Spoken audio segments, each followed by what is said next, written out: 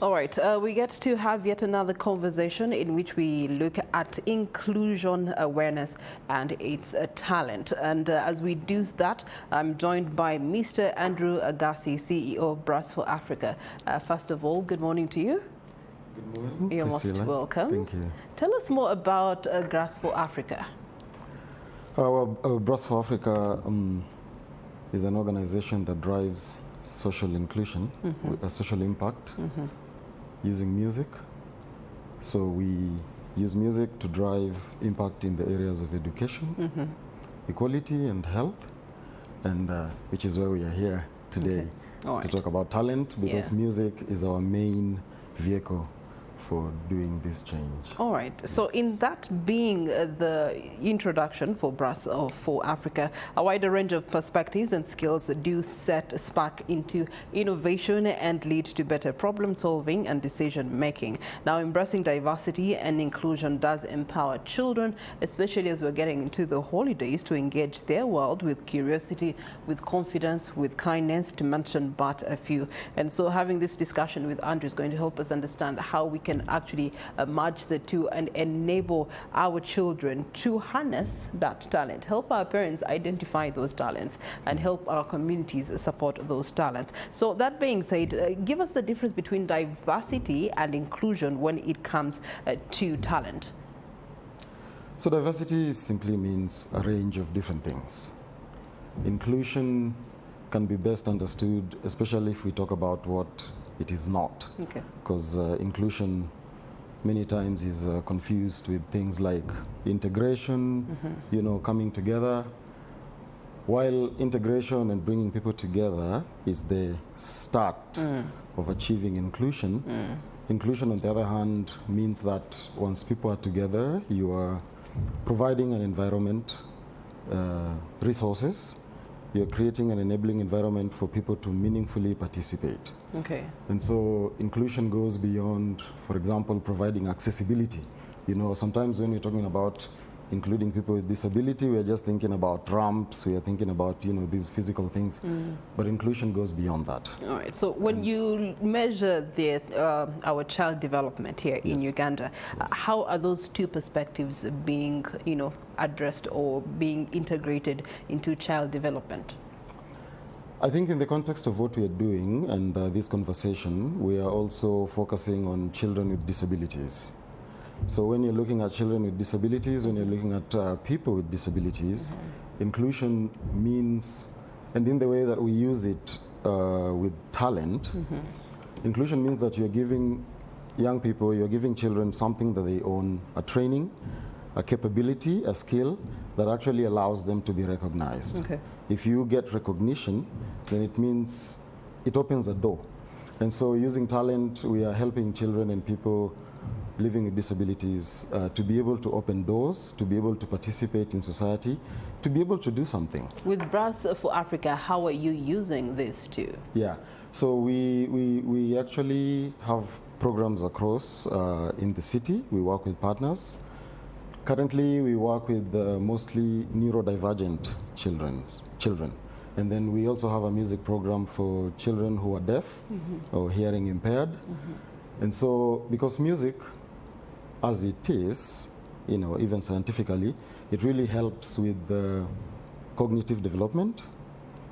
And if you look at children who are neurodivergent and in the way that they perceive the world, music, because music removes all the complexities of language. It does. Vocabulary and all those things, music simplifies things. And that's why someone could be singing a song in Chinese. I don't know, I mean, how many of those do you hear? But you can feel the rhythm, you can feel the beat. And so we are mainstreaming music to be able to provide a way for children with disabilities to be able to communicate, but mostly to be able to give them something that they can use to introduce themselves. Okay. I know that in that regard, you've also come up with a gala, a gala that is intended to achieve what you're talking about. Give us more details about what this gala is intended to do and when is it? So I'll just go back a bit. In 2020, in the heart of lockdown, we started the music program for children living with autism on the spectrum. And you know, the autism spectrum has one of the neurodivergent conditions. either has people with very heightened sensitivities, neuroresponse, or very low on the other hand.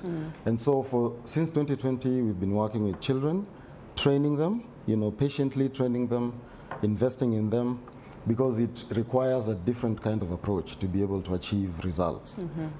And now we are putting up a gala because inclusion is not about charity. Inclusion is about being able to give people a chance to introduce themselves, to occupy spaces. And so we are putting up a gala at Hotel Africana for the first time. This is going to be a special event that we are inviting you and everybody.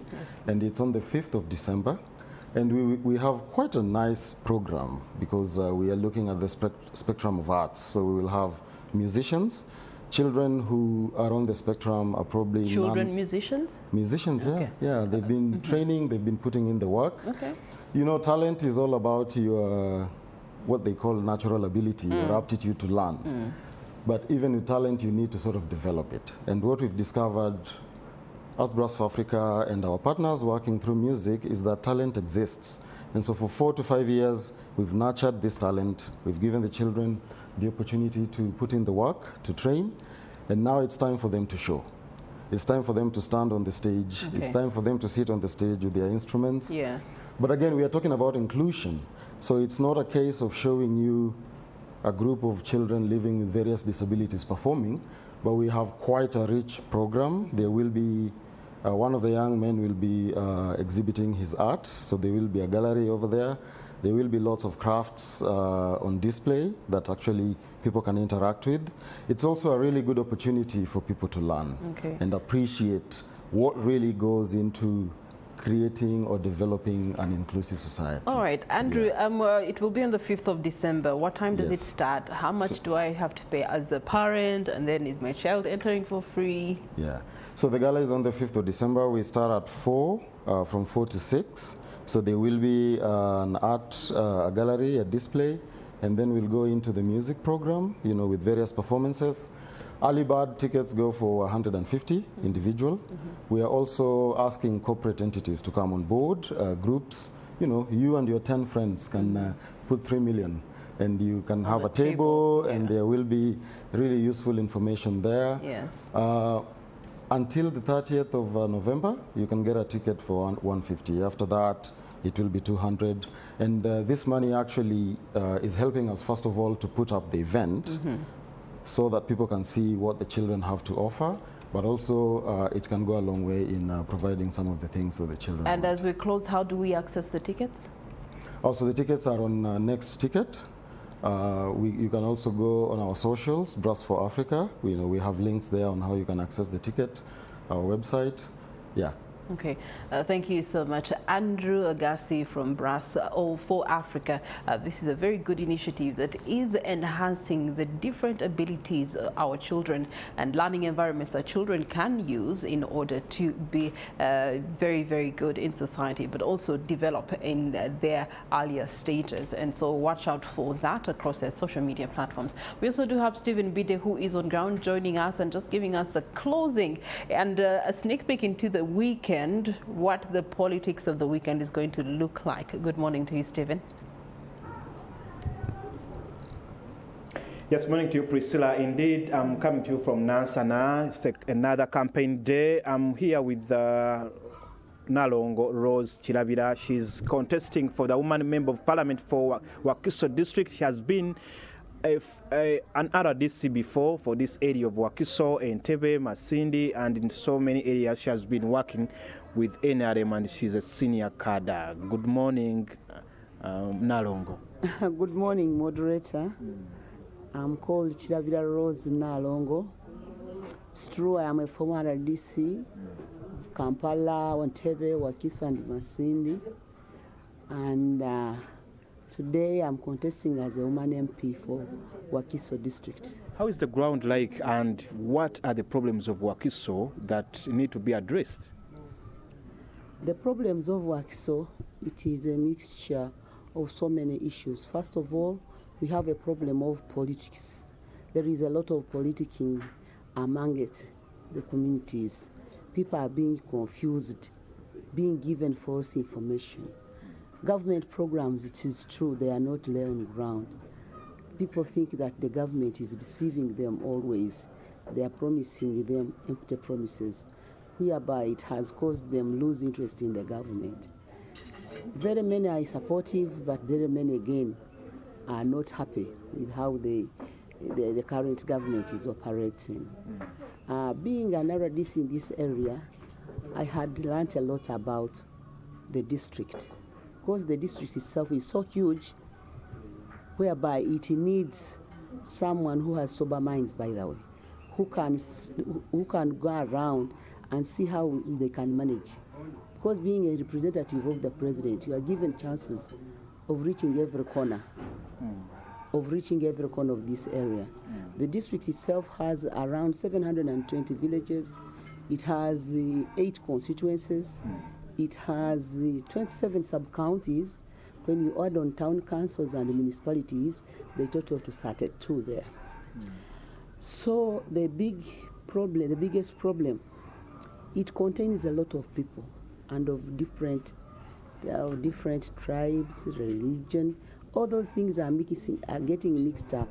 If you don't have a steady person who can control those, the politics in religion, politics in tribal, you get confused. Now this part, as it is a central part of the Buganda region, you find it very difficult to organize people to understand it the way you want it, unless you are right on the ground, coordinating with our people. Okay. We have a problem that there is lack of communication in this area, there is lack of coordination in this district, and there is lack of cooperation amongst the leaders and the people they are leading. Okay, I want to go back to studio. What is your final word to the people of Wakiso district now that you are already going for the campaign trail? What is your message? My message is that I want to represent you in Parliament as one of the biggest objectives, whereby I will be introducing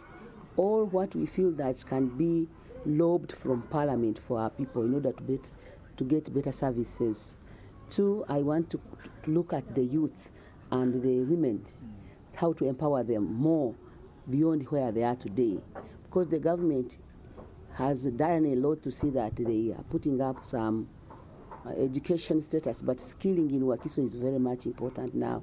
We need vocational schools. On top of that, Wakiso has grown big. It has over 3.7 million people. It is almost a city of itself.